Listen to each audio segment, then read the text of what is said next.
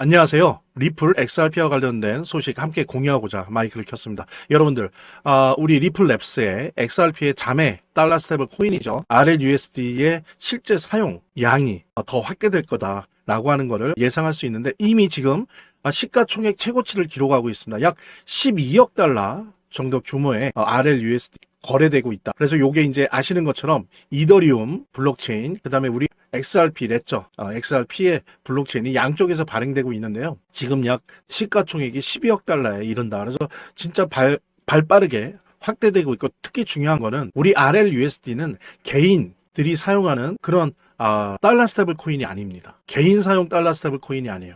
우리 RLUSD는 기관용입니다. 그래서 기관들이 발행하고 사용할 수 있게 만들어 놨어요. 그러다 보니까 이제 막 1년이 된 12억 달러의 시총을 기록하고 있다라고 하는 이것은 다른 뭐 USDT나 USDC 등에 비하면 되게 초라해 보일지 모르겠지만 그런 달러 스테이블 코인은 개인이나 누구나 마음대로 쓰는 거잖아요. 근데 우리 RLUSD는 기관만이 쓴다라고 하는 차원에서 이 12억 달러 정도의 그 급성장을 고려해 본다면 이게 눈부신 성장이다 라고 하는 부분을 알 수가 있고요.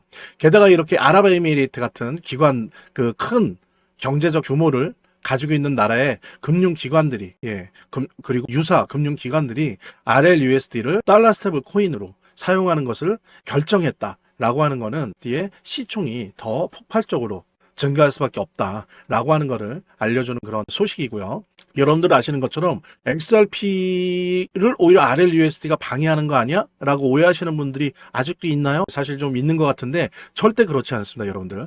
RLUSD가 기관들을 통해서 사용되면 사용되어질수록 어떻게 됩니까? 이 RLUSD의 사용은 뭐로 이어집니까? XRP의 사용으로 이어집니다. 왜냐면요, 여러분들 아는 것처럼 RLUSD는 어느 블록체인에서 움직입니까? XRP 레저에서 움직여요. 그러다 보니까 우리 기관들이 XRP 레저로 들어올 수 있는 하나의 입구가 된다는 거죠. 통로가 된다는 겁니다. 그 다음에 들어온 다음에는 어때요? 자신들의 금융활동을 더 전문적이고 더 빠르고 더 수수료 적게 하기 위해서 XRP라는 존재가 그 안에 있다라고 하는 걸 알게 되는 겁니다. 그러니까 무슨 얘기냐면 많은 전 세계 금융기관들 또 유사 금융기관들이 XRP를 사용할 수 있는 그 영토에 RLUSD를 사용하면서 그 영토에 입장하게 된다는 거죠. 그래서 우리 XRP 발전에 전초기지 역할을 해주고 있다. 그래서 실제로도 그러고요. 그 다음에 RLUSD를 XRP 레저에서 돌리고 구동하고 발행하고 돌리고 유통시키는 데 있어서 그 수수료와 가버넌스 비용은 뭐로 사용하게 되죠? XRP로 사용하게 되는 겁니다.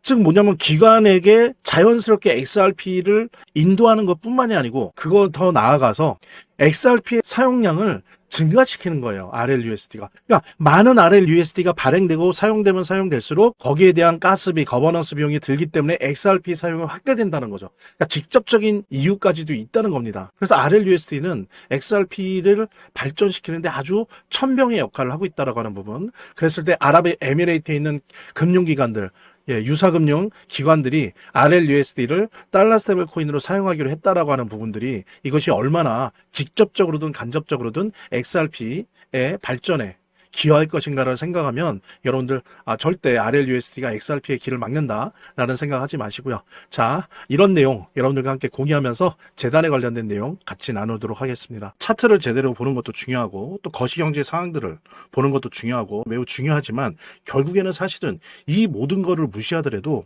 재단이 어떻게 하느냐가 사실은 이 암호화폐의 성패를 좌우하는 가장 큰 요소라고 하는 거를 우리가 모두 다 느낄 수 있는 거거든요. 그래서 제가 좀 과장을 하면 오히려 암호화폐를 통해서 돈을 제대로 버는 사람들은 물론 차트도 보고 거시경제도 보고 하지만 가장 1차적으로 핵심적으로 보는 게 그 암호화폐를 발행한 제작하고 있는 공급하고 있는 재단의 정책과 재단의 상황들을 보거든요. 재단의 어떤 정책들만 봐도 우리들은 이 암호화폐 투자를 통해서 막대한 수익을 얻을 수가 있는 겁니다.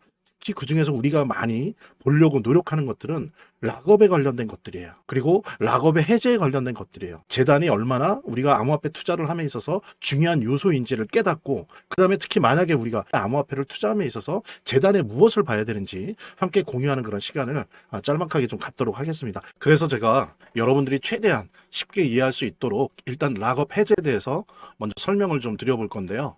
이제 락업 해제라고 하는 거는 투자자 보호 차원에서 초기 투자자들이 일정 기간 동안 매도할 수 없도록 물량을 잠가두는데 이거를 풀어주어서 자유롭게 매도할 수 있게 해주는 걸 의미합니다. 그래서 통상적으로는 락업 해제 이후에는 대규모 물량이 시장에 풀리기 때문에 강력한 매도 압력으로 작용해서 가격이 급락하는 모습을 보여주게 되는 거죠. 그런데 우리가 이제 주목해야 될 점은 락업 해제 직전의 모습입니다. 락업 해제 후에는 대부분 급락이 오거든요. 그렇지만 그 전에는 대부분 가격의 급등이 연출되기 때문이죠. 왜냐하면 이제 세력들이 대량 매도를 하기 위해서는 가격이 올라가야지만 수익을 보고 매도할 수 있기 때문인데요. 충격적인 건 이걸 위해서 재단이나 프로젝트 측도 가격을 인위적으로 끌어올린다는 거죠. 실제로 리플이죠. 리플의 CEO 갈링하우스 같은 경우에는 이 락업 해제 전에 가격을 뻥튀기 시키기 위한 그 시세 조작을 한 적이 있었고 이게 발각이 된 적이 있습니다. 물론 본인은 이에 대해서 극구 부인을 했지만 모든 정황을 볼 때 사실은 이미 알 사람은 다 알고 있는 거죠. 그러니까 이런 일을 하는 이유는 초기 투자자들 때문이에요. 이 초기 투자자들에게 수익을 줘야지 어떤 보상 개념의 수익을 줘야 추가적인 투자 유치를 할 수 있는 거죠. 그 초기 투자자들 뿐만이 아니라 그 외에 2차, 3차 투자자들을 모집하기 위해서는 이런 초기에 부풀리기, 뻥튀기가 필요한 겁니다. 예. 그래서 락업 해제 전에 락업 일정에 맞춰서 매수 타점을 잡아내는 것이 매우 중요하게 대두되는 겁니다. 이 락업 해제 후에는 급등 후에 급락 패턴이 옵니다. 이제 그러기 때문에 락업 해제 전에 매수를 해야 되고 락업 해제 후에는 이제 매도를 해야 되는 거죠. 이래야지 이제 엄청난 수익이 가능해지는 건데요. 제가 특정 경로를 통해서 이 재단 측의 어떤 락업 해제 일정을 입수를 했거든요. 예, 근데 이 해당 문서는 기밀 문서이기 때문에 일단 중요한 내용은 이렇게 제가 좀 모자이크 한 거 좀 양해 바라고요. 그러니까 이 문서에는 이제 재단 측의 락업 일정부터 물량, 목표가까지 모든 것이 나와 있습니다. 그래서 해당 일정에 맞춰서 상반기, 하반기 이렇게 나뉘어져 있는데 해당 일정에 맞춰서 세력들은 가격을 끌어올리고 그 다음에 이제 매도를 하겠죠.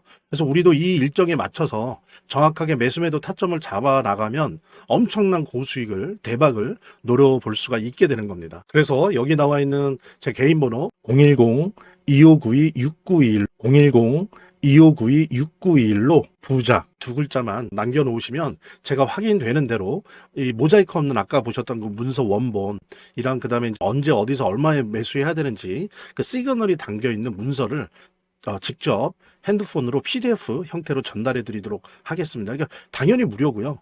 자, 오늘 영상은 이쯤에서 마무리하고요. 다음 시간에 더 좋은 영상으로 인사드리도록 하겠습니다. 감사합니다.